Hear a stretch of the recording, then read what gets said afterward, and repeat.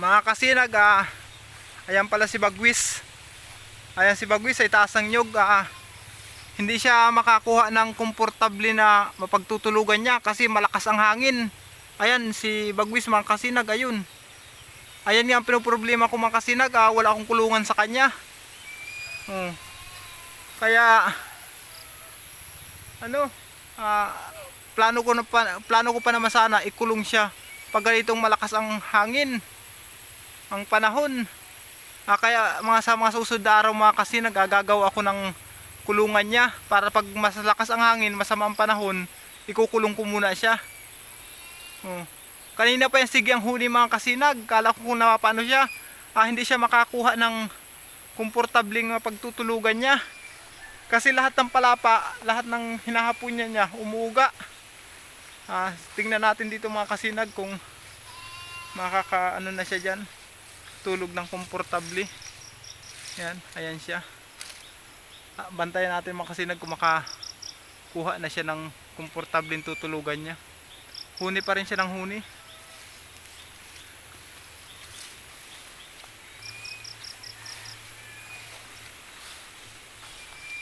Yan mga kasinag si Bagwis. Ayan. Bagwis! Bagwis!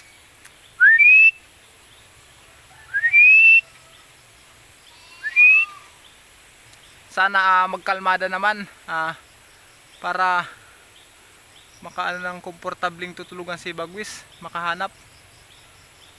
Kasi hanggat hindi nakakahanap yan mga kasinag, sige lang ang lipad niyan. Sige pat ang lipad ng paniki. Nalilibang si Bagwis sa paniki. Sige ang lipad.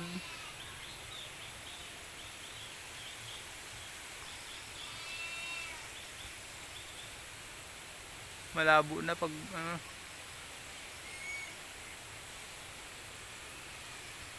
malabo na pag masyadong nilalapit. Palibas at low class ang ating cellphone.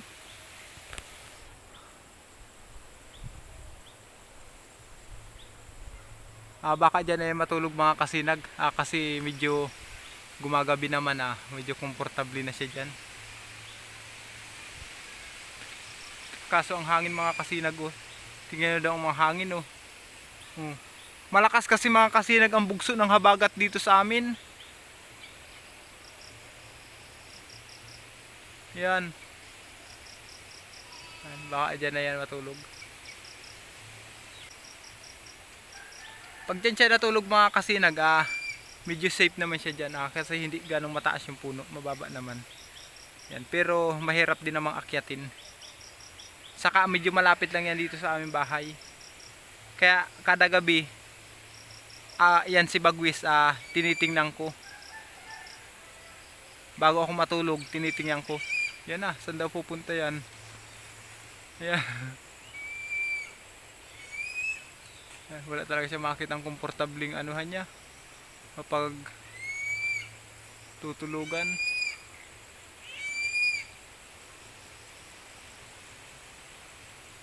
Hahanap talaga yung mga kasinag. Saan naman daw lilipad yan? Yan. Baka dyan na. Kasi nasa sulok na siya Sana dyan na yan mga kasinag matulog.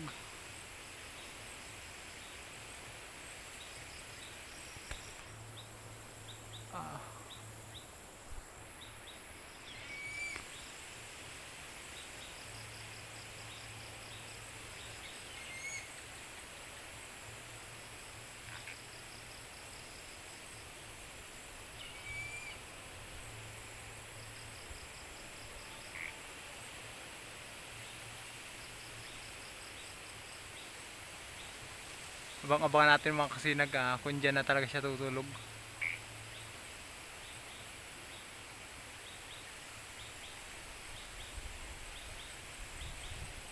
Kung lilipat pa siya o hindi na. Kasi dumidilim na ang palibot. Ang paligid ng dumidilim na. Pag hindi pa niya nakakita ng mga anuhan, mapagtutulugan ang hating gabi na pati.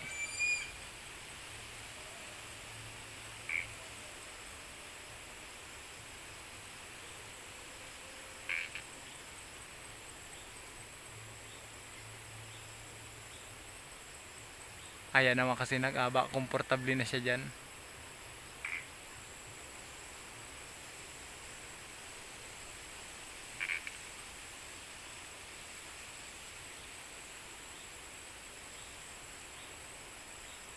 Baka lumipat pa rin niya mga kasinag kasi yung pwesto niya may ano may yung uyo ng nyug, yung sa nyug siya, yung umlong kung tawagin dito sa amin nakaharang, kaya hindi siya safe dyan baka lumipat yan.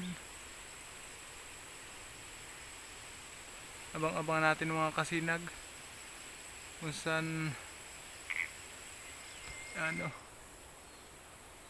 tutulog yan si Bagwis.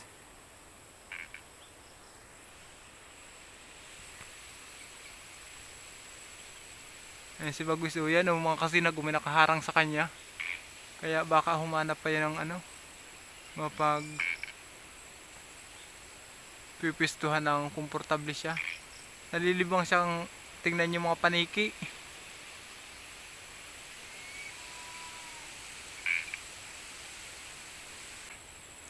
Mga kasinag, dyan na siguro tutulog si Bagwis kasi nanghihiniksik na siya komportable na siguro siya dyan, kaya dyan na muna. Kaya mga sinag, hanggang dito na lang muna. Maraming salamat sa pagtangkilik nyo sa aking YouTube channel. Sana mga kasinag, ingat kayo lagi. Sana nasa mabuti yung kalagayan lagi. Ayan mga kasinag, maraming salamat talaga sa inyo.